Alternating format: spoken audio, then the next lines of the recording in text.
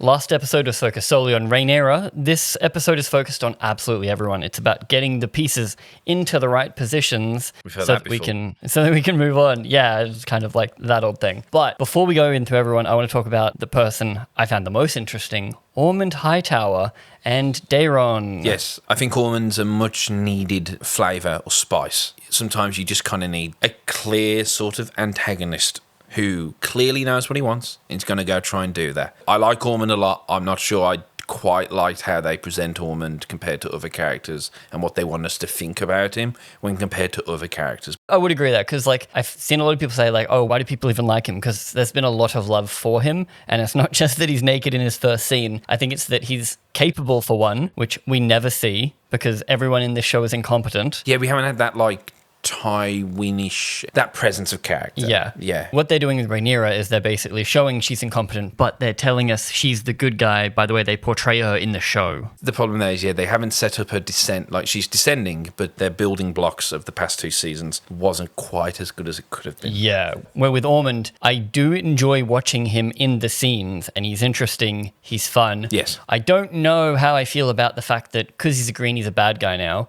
He's definitely the bad guy. This is what I want to go into. We'll go to it. He has his religious zealot rant at the end there. Because Ormund is of the Reach, he's got he's meant to be the holiest of holies, as they then established that they're so close with the faith because they're right there at the home of the faith. Yeah. And then also similar with the maesters. So he views himself very much like they're meant to be in charge because they're godly. Yeah, and they're in the highest tower, and he's, as Alison says, views himself as a scholar, so masterly, and also kind of like a holy man. If God's going to choose anyone, why wouldn't he choose a Hightower? Because none of this is in the book, and I think it's a great addition. It's what is cool about zooming in. Yeah. With these things. Viserys is probably the best, addition change. But this is up there. Ormund to me I barely paid attention to him in the history book, but now he's really strong. I think for me, it also added the layer that I wanted of why someone wants to be king.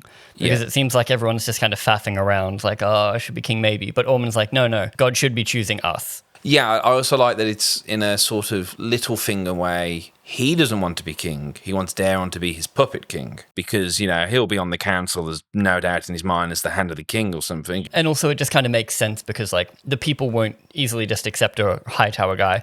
But if it's only a slight change, it's still a Targaryen, but, it's just a Hightower. I don't know. I'm getting the sense the brown hair is his natural hair. You see, I kind of was thinking because of that last scene, the way he says that Daeron has a taint in him, he despises the Targaryens and everything about them.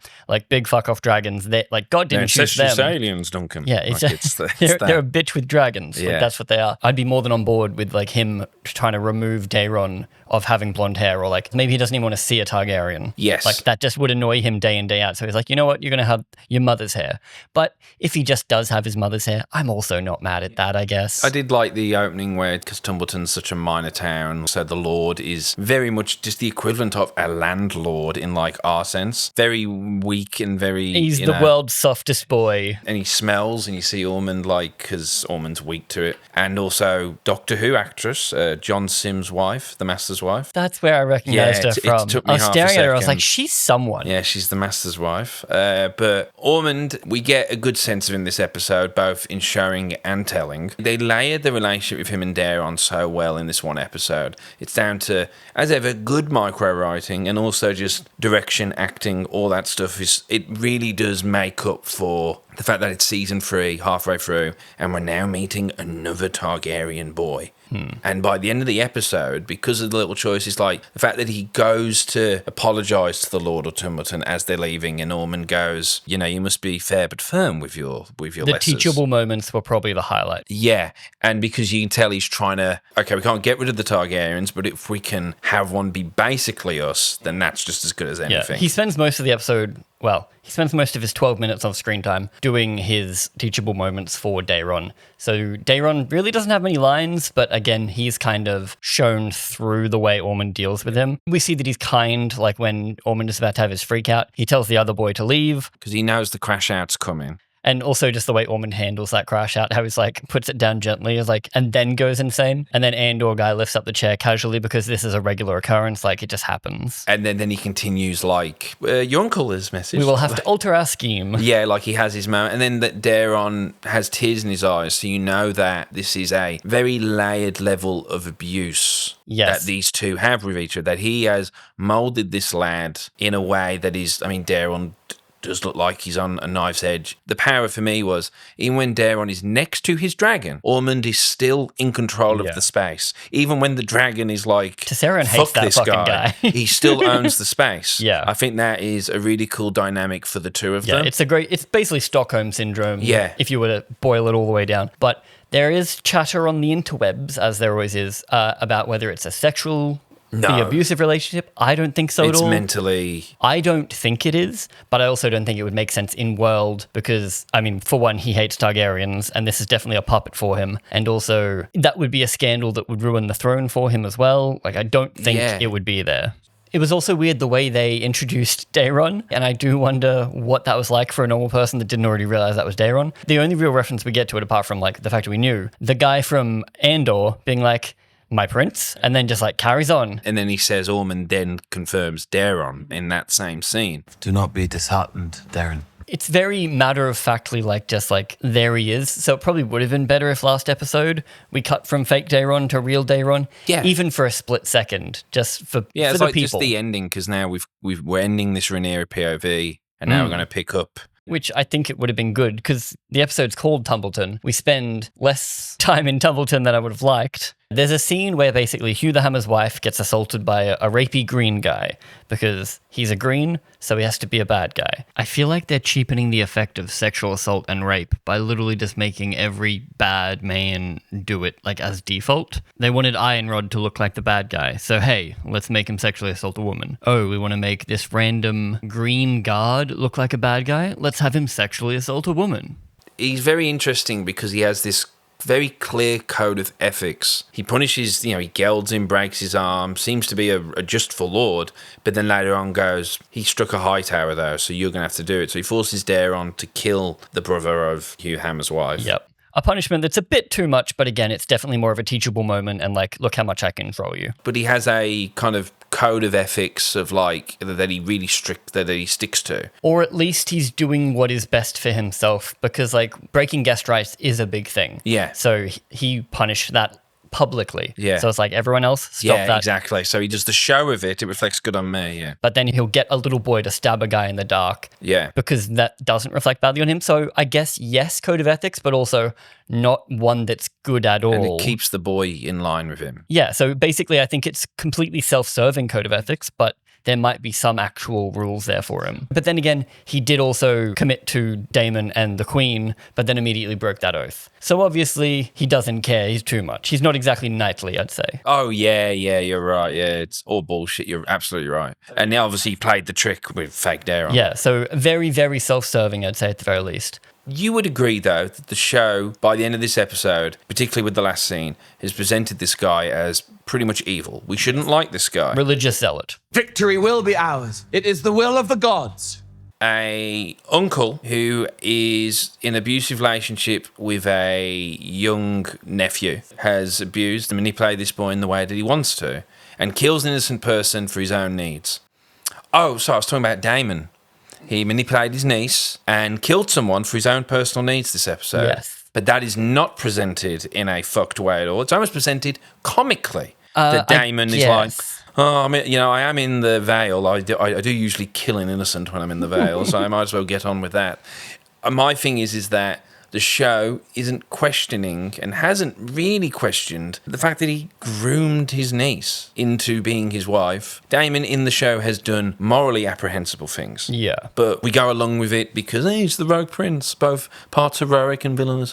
But I would say that the stuff he did this episode and stuff Ormund did this episode, the show presents Ormund as being far worse, far more, but then Daemon is doing fucked things too in this episode. Yes, definitely. But also, Daemon has more fun with it because he's Matt Smith. I think that's definitely part of it. I think that maybe the writers struggle to not see Daemon as Matt Smith kind of deal. So swagger walk. Yeah, when they're writing him, they're like, no, you don't understand. This is just a really fucking cool guy. Yes, he's doing evil things, but he's a black, for one, and he's a really cool guy. Very Doctor Who line when he sits down and goes, but I'm the clever one. Hell, you should know. I'm the clever one round here.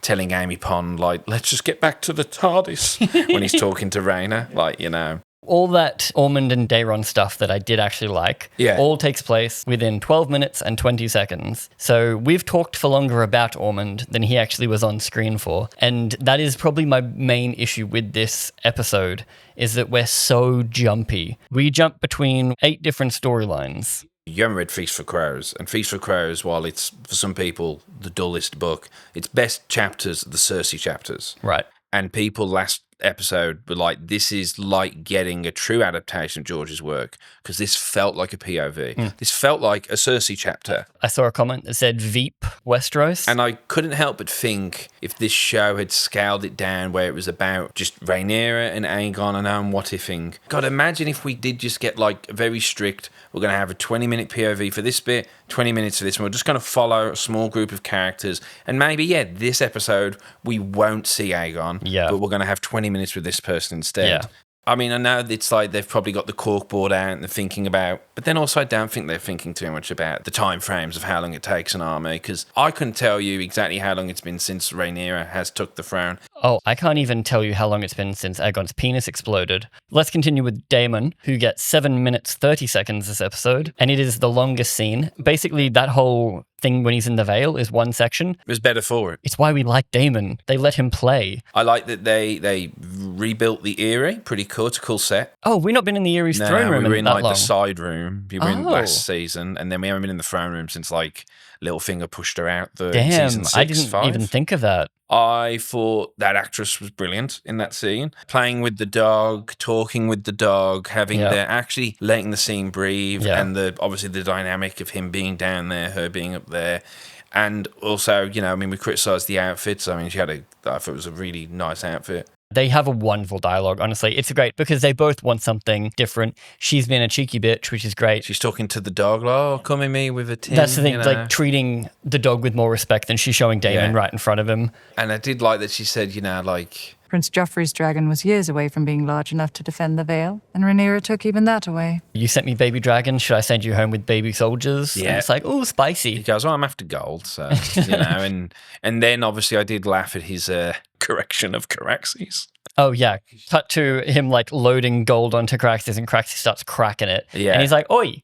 Like, what the hell? It's a reminder, as ever, that we don't control the dragons. Yeah. And then we have a pretty cool scene of Rhaena comes out of the tunnel. She's silhouetted by the flame. It reminded me a bit of the one good shot of the penultimate episode, or was it the finale, Game of Thrones, when Drogon's wings are behind Daenerys, so it looks like she's the... I was like, it's just... Yeah. Oh, it's one of the best shots that House of the Dragons has actually done. But this isn't exactly a pretty show for most of it. It's pretty muddy, yeah. It can be grainy sometimes and not for the good of it. I'm glad that they're okay with it being dark, because not enough shows are like happy to play with contrast. Yeah. But yes, it's not exactly pretty, but that visual was wonderful. Yeah. And then he turns into dad mode because he's like, wait a minute, you have a dragon now? It's the first time he's directly conversed with this actress. It's the first time this actress has acted. I mean, in season 2, he walked past Vale and she was like, father. And he was like, fuck off. It's like... And she already had a dragon. And people were annoyed because back in season 1, that famous cutscene where after their mother is killed by Vhagar, he comforts them, but they got rid of that. Oh, 100% they needed something like that, because this felt out of nowhere of Daemon just being like... His level of emotion for her. Yeah, because...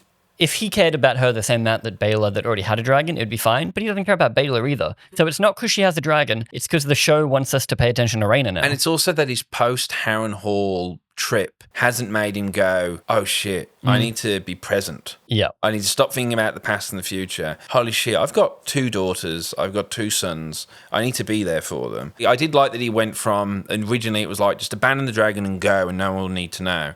But then he goes, well, the least we can do is just go back to Rhaenyra. And I think the version of Rhaenyra we've got right now... She would apologise to her. Yeah, I think Rhaenyra would have went, So I got another dragon? Yeah. Like, I mean, obviously it's sad Jace has died, but it's another dragon on for Team Black. Yeah. It's her husband's daughter. And also, she did raise Rhaena for a few years. So it's a stepdaughter. Yeah, that's the thing. The fear doesn't match the Rhaenyra we know and the Rhaenyra everyone else knows. Yeah. Daemon's snap being dad doesn't match the Daemon we know, and I don't think this should be the impetus for it. I think it should be that if he was doing this all season after Harrenhal, Trying to connect with Vale or yeah, something. then we could say, okay, it's because of that. Like, Yeah. you could even have him comfort Baela after she loses her husband, Oh, but we yeah. haven't seen Baela since. But what do we think about Rhaena now being Nettles? She effectively is. Put the hair. You said you wanted her to go savage, and like she comes out looking like a gremlin. And I figure that they're going to have it be that the history books will have Rhaena and this Nettie character be two separate things. Yeah. And it will never be theorized that they were the same. So everyone that knows who Rhaena is in King's Landing or dead. Rhaena is meant to just be, she's not a part of the dance in Yeah, this she's way. never had a dragon. So like, I guess, yeah, Rhaena never goes back to King's Landing and bums around in the Riverlands forever. Yeah, I mean, it's spoilers, but yeah, I mean, we don't know confirmed what exactly happens to Nettles. Okay. I'm So, pretty but yeah, sure. I mean, it seems like that's what they're doing. They're making her Nettles now. Which is fine. I'm just, as you said, what are we going to do with this element? And why are we doing this? I can believe that Rhaena, even though we haven't had much time with her, would be horrified that she's finally got a dragon, and on her first attempt, she fucked everything up. Yeah. I can believe that she's atoning for the sins herself, even though, as we just said, that this Rhaenyra at this point would probably be accepting of Rhaena and would be forgiving of her. Yeah. And, mistakes happen and what have you. Yeah. If anything, it kind of seems like she's more just going to cause a rift between Daemon and Rhaenyra, and that's going to be her function. It's going to be another fucking miscommunication. Oh, 100%. This show relies so heavily on miscommunication. Yeah. Rather than people just simply committing and going, no, fuck you. It's a communication rift again. The through line I can really find for the episode, even though it's called Tumbleton, and like I guess some people are dealing with Tumbleton, it's the dragons and their relationships with people. Yes. And it seems like a lot of people like when the dragons are actually treated as more than just aircraft. Daeron and Tessarion, quite good, and again, it shows that he's caring. We get Rhaena talking about Sheepstealer, the fact that she has a bond with Sheepstealer and she won't let go of him. It would be good if we could have seen that, because we get Caraxes and Daemon, which is like, again, we get to see their bond. Then obviously, probably the highlight, I mean, it was nice that Tom got to really do something, but I Yes. also felt it was, one, for one, they actually built that dragon for him. They did, yes. This show has these amazing moments, and I'm like, this is a great scene that could have been better if you set it up properly over the Yeah. last two seasons. Because the bit where he lies on Sunfyre and you go like, this is his only mate. That Aegon, the way they're trying to present it now, and they've got the sad music for a green guy, is that he was forever in the shadow and was forever trying to impress his father. But good old, remember the memes like Viserys, I love all my kids equally, and like there's and then there's the big Not photo you. of Rhaenyra. Yeah. I was like, okay, imagine this where if we just had a few scenes of like, he can never seem to get his father's attention, so that's why he turned to drink, or like the only comfort he had was being on his dragon or being with his dragon, because his dragon seemed to be the only thing that actually cared about him and not just him as a pawn. Like the dragon cared about him as a person. Except I believe we've seen Sunfyre one time where she got knocked out of the sky. Yeah, or like the bit before where he gets, remember when Aegon about to get on him, Sunfyre comes Right. and knocks him on the chest and Aegon smiles. And everyone went, wow, what a nice little moment. So I can headcanon that Yep. for this Aegon, but we didn't see it. And it's because now we all know retrospectively this show had the wrong focus point from episode 1. It's still a Yep. good show. It's not bad by any means, but I couldn't help but think, if this was a two protagonist show, Aegon, Rhaenyra. I mean, I would even be okay with everyone in line for the throne gets one kind of deal. Yeah. Like you actually do focus on Rhaenyra. When you knock Aegon out of the sky, then obviously he's out of the running for the throne. So then you get an Aemond episode. Yeah. And like that's how you treat the show. That would be better, I think. Almost like you follow the crown in some way. Yeah. Kind of. Roughly. Well, I yeah. understand what you're going for. But I thought the scene was great. It did a lot in that moment. It makes you go, oh, Aegon. But what I do really like that this show is showing that the later seasons of Game of Thrones failed to show is just the reality of what war is doing. The fallout. The fact that some blokes have just decided that if you touch the dragon, you got to give us a copper. Because we've decided that we're Yeah. in charge of this dragon corpse. But why are people not exploiting the dragon corpse more? Because like Right. there's a big dragon corpse and it's literally just one guy being like, touch it for a copper. But wouldn't a dragon scale be worth something? And then also they've been focusing so heavily in the show on people flying over Sunfyre and being like, that's a decaying corpse. You've got Maelys just over there that we know is decaying. Yeah, so like that is also decaying. And Daemon has lines like, Sunfyre is definitely dead. So they've said it so many times. So obviously Sunfyre isn't dead if you're paying attention. But that just annoys me that these dragon riders don't know what a dead dragon looks like. Yeah. No one's been hacking this dragon apart for bits. In the book, Sunfyre is injured, but because it's too big to move, it's kind of just feeding on the corpses on the battlefield. But everyone assumes it will eventually perish. Why does Rhaenyra not go take him out? Because it's a big old fuck-off dragon. Okay. And like, that's and still there's weird just as this, well. No one's thinking about it. It's this dragon that can't fly that's over there. So the show has tried to lampshade it by saying, no, it's definitely dead, we've checked, so that we can be surprised when it's not dead. In like probably I reckon episode 6. I reckon 8. Because we've then just proceeded to then have an episode where Aegon is having, to kiss shit on a man's boot. Yep. He's working with Tommy Tangletongue on cleaning out latrines, and annoyingly is forgetting he's not the king. It felt like, when one of these like body swap movies, when the guy wakes up and isn't the king anymore. It's like, mate, you got to remember this. Like, he's like, no, I'm not going to fucking do that. I kind of do and don't like it. Yeah. Like, I think it gives him at least something interesting to do and something to play with, but also, where was this earlier? So I guess at one point he locked in and we just didn't see it. But that's it. Like, he didn't even raise expecting the throne or even preparing for it. It wasn't like he was told, you deserve the throne because you're the first son of the king. He literally didn't think he was going to be king until the day of. All of it happened so quickly because how fucking much time has passed since he fell out of the sky? Because he fell out of the sky on fire, hit the ground, was addicted to milk of the poppy, had his dick explode. Now he's healed. He's hobbling around. He's murdering people. He's shoveling shit. I can tell you it's possibly been less than 9 months because Helena is pregnant. It certainly is, and she's not showing. Yes. I knew they were going to I thought they were going to bullshit and say it's been an ectopic pregnancy, like it's a hidden, like she didn't realise she was pregnant until the moment of. And it turns out it is 9 months. Yeah. Or Aemond. But there's not enough there, is there? Like, they did do that one scene, but Aegon's whole thing is 9.5 minutes split over 3 scenes. Could we have just had that? Yeah, you get to spend 3 minutes with them, then he's gone. Yeah. It wasn't there talk of like an episode where he gets 40 minutes or something? There's some rumour that he's going to get a large chunk, and I can only imagine the rising of Sunfyre. 9 minutes of our second in line for the throne main guy fighting for it. Well, this is it. I mean, remember in season 2 where some fans changed the poster? They put Aegon and Rhaenyra? Yeah, because it's meant to be that. Yeah. Yeah, so basically, Aemond could be the daddy. They haven't said it, he's not, but that wouldn't make any sense. And also, that would be a bastard, which wouldn't be in line for the throne. But who cares when they're blonde? They just really want Maegor back because I guess Ryan Condor was sad that George made fun of him. He even just dropped hints that season 4 we might see the 2 other wild dragons, Grey Ghost and the Cannibal. Okay. For season 4, he goes, we got a lot more runway. Where's this budget coming from, buddy? Yeah, I mean, the Cannibal's bigger than Balerion, so it'd be interesting to see how so they second do that. biggest to Vhagar then. Yeah, it's as big, and it's called the Cannibal because it eats dragons. Which is cool. And I do enjoy the dragon design, so hopefully that would be good. Clearly, Larys' plan is trusting that Rhaenyra is going to just make a fuck job of it. Yeah, he took all her money, so she's going to self-destruct. And then Aegon will come back as don't worry, I'm here to organise things. Yeah. He knew Aemond was too strong-willed for him to deal with. Yeah, he was too busy being best friends with Cole. Cut to Aemond's gone, Vhagar gone. I don't know how you hide a mountain dragon, but it's gone. A massive dragon. I guess God's Eye, maybe. My headcanon is that Alice Rivers put a couple of branches over Vhagar. But anyway, instead we get Cole for 5 minutes. Cole and Gwaine are basically like, oh, Vhagar and Aemond aren't here? Shit. Alice Rivers has a couple of fun lines. She may or may not be a goat. I don't know. We keep hearing a goat, and then Alice Rivers appears. So it's at the very least a spooky Harrenhal thing. Little things like that. The creepiness and adaptation of Harrenhal is actually perfect. Yeah. Like, they did a wonderful job. But I would say Criston Cole's character is done. And we're just waiting around. And I think the book version actually has him be a lot more of a conspirator, where this one doesn't really have him be much of a conspirator. It really feels like he was directly involved in a green conspiracy. He's almost innocent. Yeah, in this, he's like, I'm just a guy, almost. A guy with personal problems. Yeah. I kind of don't like what they've done with him, mainly because he bores me a lot. But I thought we were doing a thing with him where he wants to remain a knight. He thinks everyone betrayed him by being like schemy and evil and like using dragons, and that's not cool. He was going to remain to be cool, but now he's going to become a guerrilla warfare fighter. We must cling to our honor, lest we become beasts ourselves.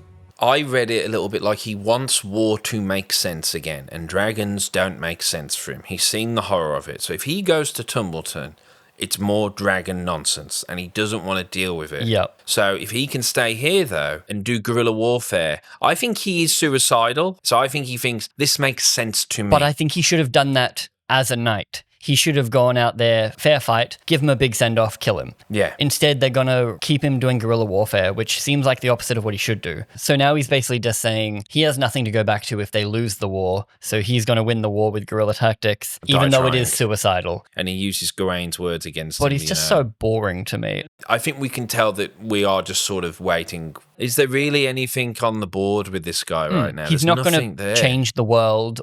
That could just be a me thing. Do you guys like Criston Cole? Do you want him to go away forever? The fact that you're calling him Christian and not Criston. Criston, I think like I mean to, but... But we'll see where that goes. And then, of course, we've got our main girl, Rhaenyra. That's why I left her till last. So Rhaenyra, it's continuing on from where we were. She's trying to manage the city, but obviously at first she's quite stressed that he's took Tumbleton. And she's like, why is he doing this? And they're like, well, he's doing it to bait you. He knows that, because in the book, she says they think I'm Maegor, come again. I think the line is Maegor with teats. Yep. But she goes, if I attack the town with Dragonfire, I'd be Maegor, come again. Mysaria, who's probably the most boring character for me. In a Game of Thrones type thing, it's really boring just having a character. There is nothing to suggest Mysaria is doing anything other than trying to better the people's lives.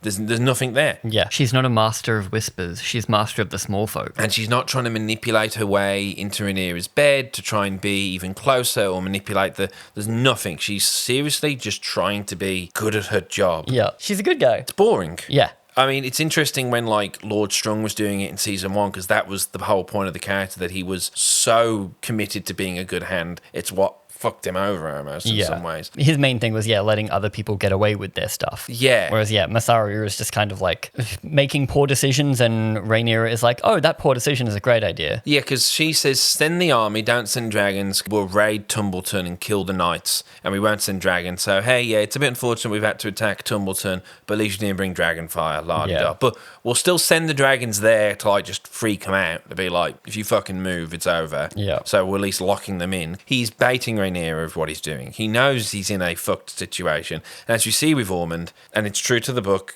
the Lord of Storm's End just is too busy. Like, he keeps missing the DMs. Yep. And then, obviously, Cole isn't even bringing his meager force down. So his plan was, we at least would get a dragon or a big army. So Vhagar's not coming, Storm End's not coming, and Cole's not coming. He's got to come up with something new. Yeah, I've got to come up with something else. So Rhaenyra needs to find out why Ormund is doing stuff and what Ormund wants. And she does this by becoming Detective Rhaenyra. Oh, wait, no, she just gets Orwell to do it. All while, who she reinstates, who has a fun moment where she... Because I noticed last episode they weren't using the balls. We don't do that here. Well, no, we don't do that now because it's not in Game of Thrones. Yeah, I know. I think that's what it is. So this show was like, shit, get rid of it. I figured it was a Baratheon thing. You could just got rid of it when Robert walked in with these fucking balls, and then just like, he would have threw them out the window. Yeah, because he's like, no, if I want to talk, I'll just talk. I don't need a fucking ball. Yeah, exactly. It totally would have made sense. But no, they wanted to reference Game of Thrones, I guess. But she becomes Detective Rhaenyra for a little bit there, but then all while is like, hey, turns out there are no letters, and she's like, shit, back to square one. What do?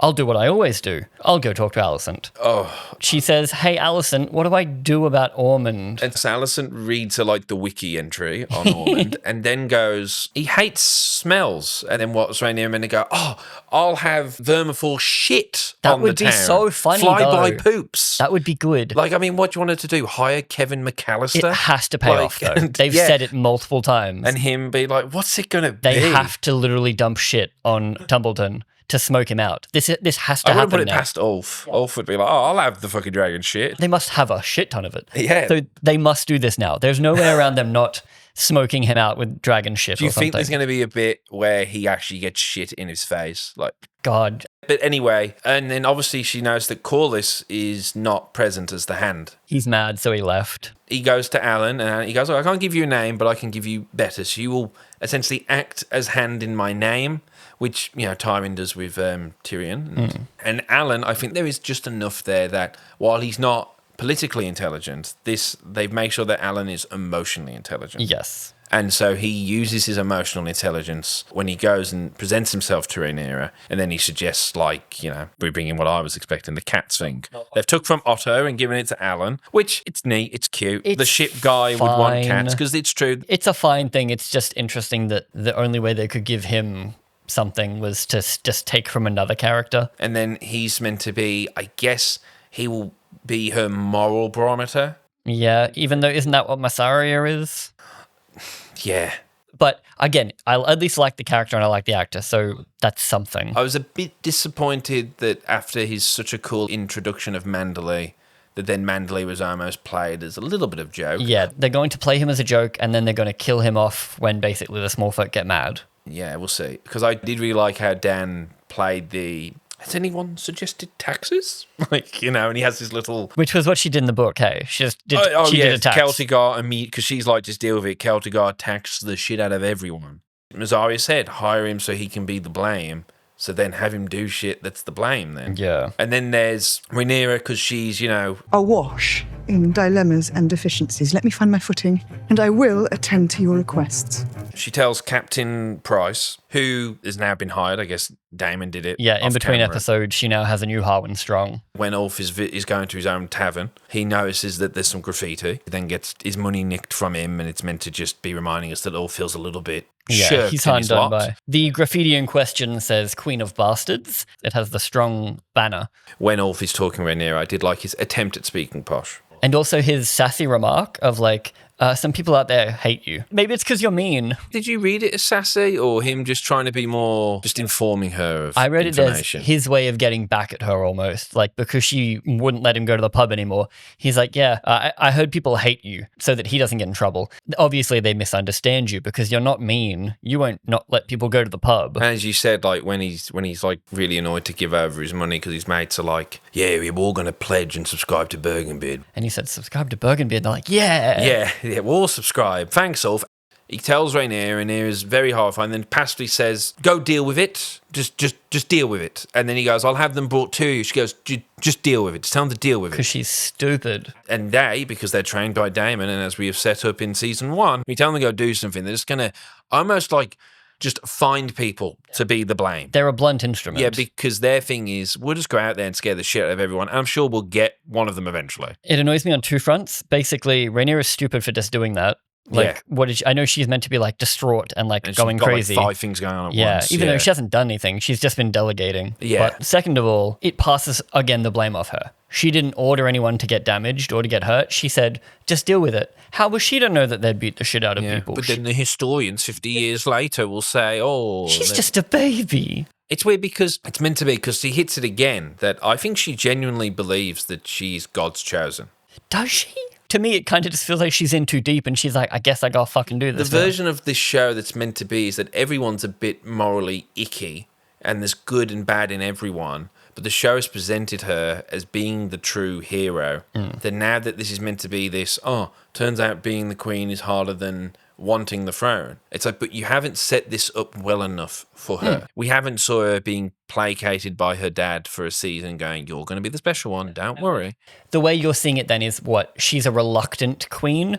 Like, she thinks God chose her, the White Stag chose her, so she has to do this, and it's really hard, but she's doing her best. Because they really struggled with it, because the Rhaenyra they wrote at one point was like, do I even need to be queen? And then Lucerys gets killed, and we all went, okay, that's going to be the impetus. You killed my fucking kid. Yep. Then she reboots back to being chill again. And now she blames Sheepstealer instead of the Triarchy. Or her son locking her in the room and going off to be stupid. Yeah. I understand that a mother would do that. She wouldn't want to blame Jace. But that element doesn't feel present. I know they're like reddening her eyes a bit. But it feels like right now she's more just stressed about the day-to-day. Yes. Rather than grieving the fact that... And you're talking about timelines. In the last 4 to 5 months... Lost her father, stillborn, lost her two sons. God, the timeline. I think I'd be okay with all of it if Aegon didn't heal so quickly. Right. I think that's the main, because that's the only real time frame we have is now a baby and that happened halfway through season 2. Yeah, like that's what's the most weird, I think. It also doesn't help that there's been like, what, a 2-year gap. So it's been 2 years for us, but it's been like 3 months for them. Yeah. So it's like, there's just this really weird disconnect. Yeah, it's a very strange one. But Ulf is pissed because he's not allowed to go to the tavern anymore, and his mates tried to peer pressure him into getting them all basically royal pardons, and he's like... I did like that. Because I guess he thinks he's owed it as well. Like, he thought he was going to be a Targaryen. Because they think, oh, you're a Dragon Lord now. You're basically a Targaryen, right? Like, he's kind of worse off than a soldier. Because if you'd told him 6 months ago you're going to have a dragon living in the Red Keep, he'd go, fucking sweet. But like a character like Ulf, it's never enough. Then Hugh the Hammer wants to go because he's like, I will keep watch because my wife's there. Honestly, I think that stuff's pretty fucking weak. I get they want to give him a reason for whatever's about to happen. But then she's like, obviously you can't go because it's your wife. You're going to make dumb decisions. And then he's like, no, I'll defend it better. And she's like, fine, but only 50-50. I'm okay with that. It's probably the only good decision she made the whole episode. But the problem is, that Ulf is obviously going to be bad. She simply doesn't think that these two bastard-born people would even consider doing anything other than being loyal to her. Because she lives in that world of you bend the knee, you're loyal, even though everyone fucking betrayed her anyway to get here. Yes. The problem is the show somewhat is still struggling to go, hey, some women wrongs over here. The show's painting her as making mistakes out of her control, even though it's definitely just bad decisions. Because if they made her literally think less of them and not care, I think it would be more effective. And what annoys me is that since her and Alicent are sort of quasi-friends, if they were the stepmom and the bitch stepdaughter, these scenes could have had some, like, venom to them. And also the idea of, like, you might be fucking lying to me right now. You might be actually trying to fuck with me. Look at how much we liked Daemon and Lady Aaron. Yeah, imagine if it was just that had a little tension. bit of fire. I mean, the only good thing is now Alicent might try to hide the pregnancy from her. The logical thing would be you got to have the moon tea. Like, we're going to have to get it because you're just going to give birth and they're going to kill it anyway. Yeah. Because Ryan only recently said we essentially took a 30-year timeline and made it 20. It's still a well-rated episode. It's the lowest episode of the season so far. For me as well. And I think it's because, and I know we've said it all before, this is basically episode 2. Because we just spent episode 1 and 2 really wrapping up season 2. Then episode 3, as you said, would have been a fantastic season opener. As you said, it introduces everyone in Rhaenyra's orbit. It sets it up well. So if we go off that logic, they now essentially only have 6 episodes to tell this arc. And then assuming season 4 is only going to be 8 again, they have essentially lost 2 episodes altogether because they thought they had 10 in season 2 into the last moments. That means they've had to condense unless they get 10 in season 4 because it's the finale. And I felt this was one of these episodes where they've had to, like, weirdly condense and just have to... I put in my notes, it's a dirty work episode. They have to set the board up again. I don't think Tumbleton's kicking off next week. Episode 7, I reckon. I think Tumbleton is the big fight. Hang around. Yeah, this episode for me was a bunch of really good scenes, but they were disparately, like, splattered around. Like, it was a Jackson Pollock painting of an episode. It's the House of the Dragon way. Yeah. The scenes themselves are always pretty good. And I will stress again, they are very lucky that these actors and the direction, they bring so much to, like, the Ormund character. So much of that is, I would say, is almost off-page. It's the actor interpreting him this way. And Daeron too. I do also wonder how these scenes are written and shot. When they're writing the script, are they writing all of Aegon's plot and then they've decided to cut this up into 3 sections during editing? Or is that in the script that it's 3 separate sections? Like, it would be so scattered. And I think it would be way stronger if it was all together. Because I would be more than okay to just sit with Aegon for 9 minutes, then sit with Daemon for 7, sit with Cole for 5. But what did you think? Did you like it? Let us know down below.